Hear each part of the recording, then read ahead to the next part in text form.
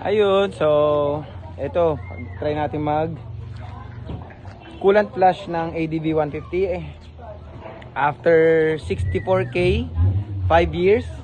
Ito na yung coolant na lumabas. Check natin. Ayun oh, grabing dumi. Vloggerist yarn. So ganun karumi. Dapat hindi ganito karumi. So pag napabayaan nyo talaga yung coolant na hindi nyo na maintain every dapat 2 years, pero ito 5 years walang palitan. So ngayon pa lang after 64k ito na ang kinalabasan. So buti na lang kahit pa paano hindi pa ako napag overheat ito. So gagawin natin dahil madumi pa, dahil madumi, try pa nating i-flush. Lagyan natin, buhusan natin konti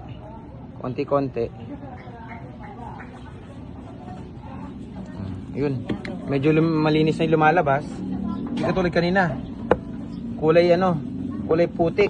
Ito parang dark chocolate. Ayan, so ayun lang. Tapos na ako dito. Sa ilalim pang gagawin ko yung nanditong drain plug. Tapos ito yung fill plug nya dito sa reservoir. Ayun, so mamaya madidrain to pag natanggal ko yung bolt doon. Ayun lang, peace out. Okay, so para ano na tayo, nakapag-drain na tayo. Next naman natin, ibalik naman natin.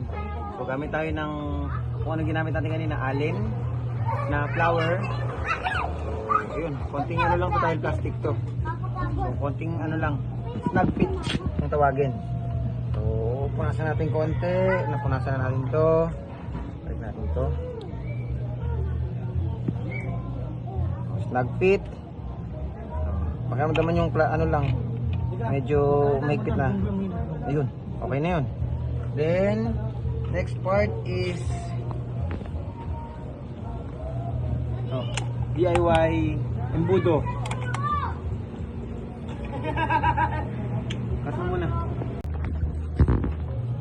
Okay, so ito na, magre-refill na tayo ng coolant. So ang gamit natin ay Toyota. Kahit ano naman pwede, basta coolant. Radiator coolant. So pila pa na natin. Tapat mo rito. Pila pa natin hanggang sa sakto lang.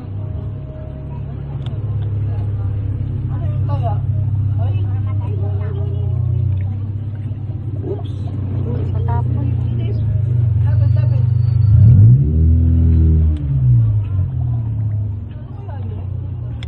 Dito, tapat mo dito dito.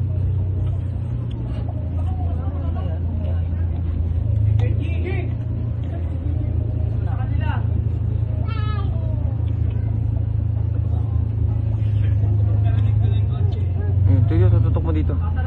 Ayan, so makikita nyo medyo papuno na siya, pero lalagyan pa natin hanggang sa saktong mapuno.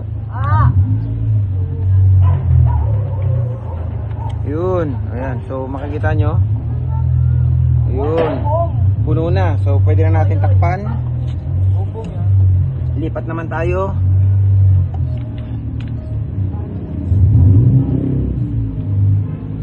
Okay.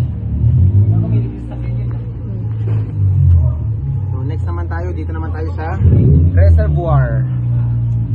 Sikat mo muna. So, ayun, so tapos na tayo mag-fill. Yung demonyo ka naman. Takpan na natin. Pero wag muna pala, start natin. Check natin kung mayroong bubbles. Dami marunggay sa baba. So clear naman, walang bubbles. Ibig sabihin walang singaw. Yung sa reservoir hindi tumatapon. Goods. Yun, pwede natin takpan.